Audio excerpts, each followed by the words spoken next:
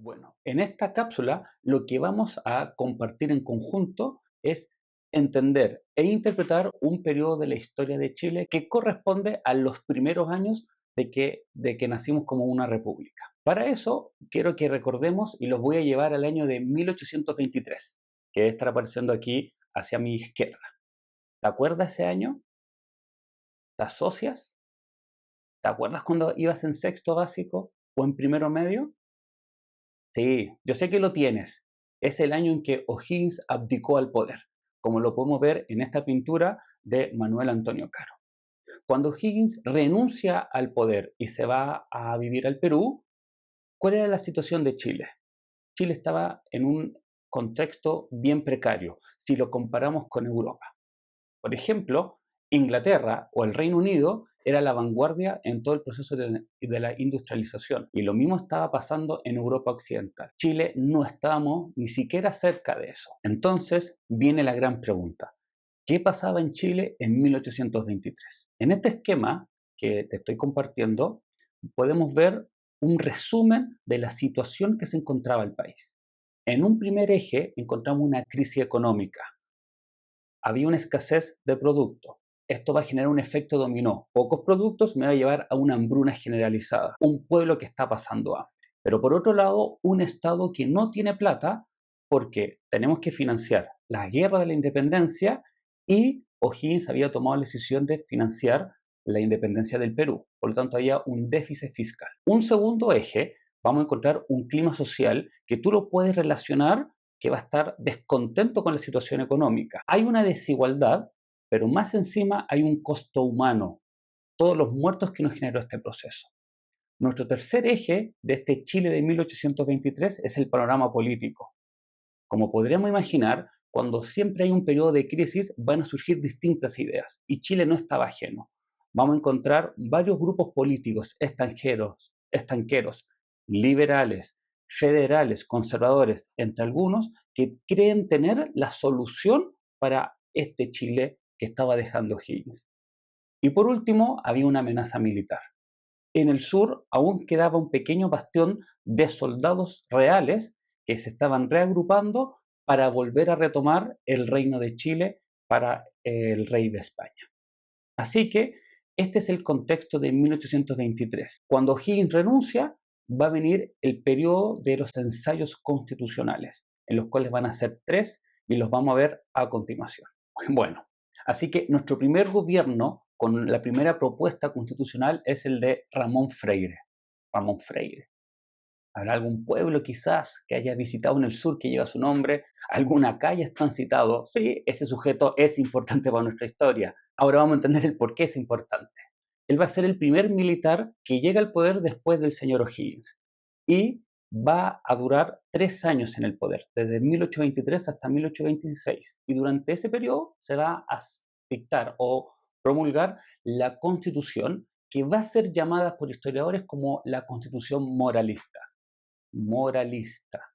¿Habrá sido Ned Flanders quien la escribió? No, Ned Flanders no formó parte de este proceso, pero se llama constitución moralista porque lo que se buscaba era guiar la conducta moral de este pueblo chileno que, como podrás recordar, estaba con grandes problemas de hambruna, no había trabajo y había un descontento. Por lo tanto, la Constitución trae como principales ideas el catolicismo como religión oficial, que viene a ayudar y a guiar este moralismo de la población chilena, y en segundo lugar se prohíbe la esclavitud. Lamentablemente, esta constitución moralista no era el proyecto que necesitaba Chile en ese entonces. Y tras su fracaso, ¿quién va a pagar? El presidente Ramón Freire, que en verdad no era presidente, era director supremo. Y luego va a aparecer un segundo personaje, Manuel Blanco Encalada, que es el primer presidente de la República de Chile, pero no era chileno, era argentino. Las cosas paradójicas que tiene nuestra historia.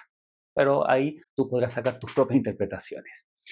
El señor Encalada, ¿qué es lo que quiso hacer? Él duró solo 6 meses en el poder y durante esos 6 meses dictó la segunda constitución que se va a llamar la Constitución Federal. Y para que te hagas una idea, quería que Chile fuera como Estados Unidos.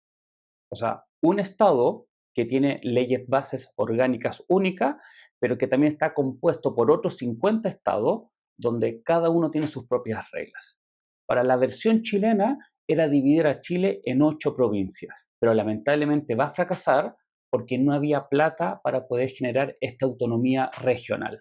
Y de esta manera, tras el fracaso de la Constitución Federal, vamos a llegar a nuestra tercera y última, que es la del señor Francisco Pinto Díaz. Sí, otro militar más. Te podrás dar cuenta que nuestra génesis republicana está marcada por los militares. Y el señor Pinto va a durar en el poder desde 1827 hasta 1829 y que también se va a promulgar la tercera constitución de índole liberal que va a ser escrita por un español, para que veamos cómo nuestros primeros orígenes siempre tuvimos esta importancia militar y esta importancia extranjera. Y ahí nos viene a preguntar dónde están los chilenos. Pero bueno, eso lo vamos a ver en otras cápsulas. Retomando al señor Pinto y la Constitución liberal, va a promulgar muchos derechos para la población y esos derechos van a venir de varias libertades, lo que va a generar en un contexto donde no había una cultura política un desorden que va a finalizar en la Guerra Civil de 1829, que le va a poner fin a este periodo donde los conservadores van a triunfar. Ya hemos visto los 3 proyectos constitucionales en este corto periodo de solo 7 años. Sí, 7 años, 3 constituciones distintas. Ahora, yo aquí te resumí, te di una síntesis de estos periodos. Tú puedes tomar un libro de historia. Un libro de historia es como medio anticuado para estos tiempos, ¿cierto? ¿Un celular te parece? Recuerda que tengo 36 años. Ya, un celular. Bueno, puedes tomar un celular o quizás un computador y puedes tomar y ver más con mayor detalle este proceso. Pero a mí lo que me importa, y quiero retomar el origen de este video, era que tú interpretes este periodo. Y para ello te traigo las visiones para entender este periodo. Las visiones las construyen historiadores e historiadoras para tratar de entender un periodo. Y estos 7 años intensos políticamente han sido vistos con 2 visiones. Para muchos historiadores, sobre todo historiadores del siglo XIX, y la gran mayoría hombres, consideran que este periodo fue una época de anarquía. ¿Y por qué anarquía? Porque no hubo un orden durante estos 7 años, hubo proyectos que eran completamente distintos, marcados por caudillos militares. No olvidemos que cada uno de ellos, de estos líderes, eran militar, pero que nunca se solucionó nada, producto de la crisis económica y la cantidad de ladrones o de bandidaje rural que existía en el país. Así que ellos han llamado este periodo anarquía política. Y muy probable en el colegio lo pudiste haber leído o lo pudiste haber aprendido así. Hay una segunda visión, que es más del siglo XX, que consideran que este periodo no es una anarquía, porque si nos vamos al debate filosófico, anarquía es desorden, caos, no obedecer al Estado. Estos historiadores e historiadoras quieren llamar este periodo como un aprendizaje político, donde tratamos de buscar, de proponer constituciones dentro del marco legal para poder buscar un orden tras la abdicación de O'Higgins.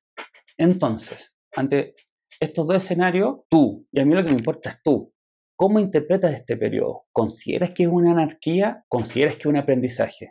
Te quiero adelantar que sea la visión 1, sea la visión 2, ninguna está correcta o incorrecta. Tú eres capaz de ver y de querer entender este proceso. Y mi otra reflexión es que si bien esto ocurrió en el siglo XIX, quiero que entiendas lo que estamos viviendo ahora como país. El plebiscito constitucional o el plebiscito de salida que ocurrió el 4 de septiembre. O sea, en 2 años quisimos armar un proyecto constitucional para el país y sabemos que en un contexto distinto al del siglo XIX, donde de partida somos más, es sumamente complejo. Si al comenzar nuestra república nos tomamos 7 años en que los proyectos quizás fracasaron, vamos a llegar a uno que va a ser la Constitución de 1833, nota aparte.